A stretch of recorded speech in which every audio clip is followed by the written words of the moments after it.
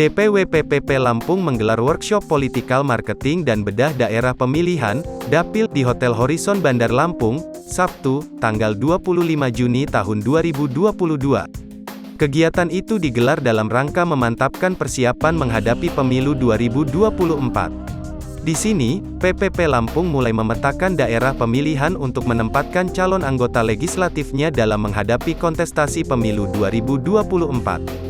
Penempatan calon anggota legislatif di daerah pemilihan yang tepat diyakini dapat meningkatkan potensi perolehan kursi di parlemen.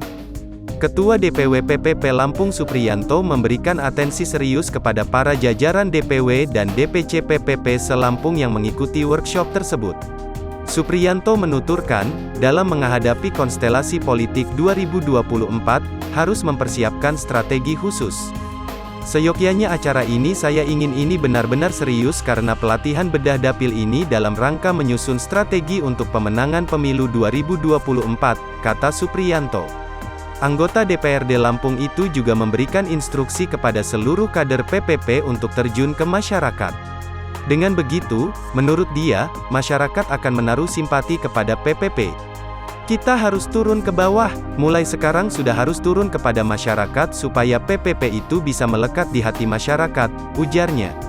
Terkait pencalekan, pihaknya fokus mencari bakal calon legislatif, bacalek potensial untuk menghadapi pemilu 2024. Kami terbuka pada semua pihak yang ingin bergabung dan bersama-sama membesarkan PPP Lampung, ujar Supriyanto.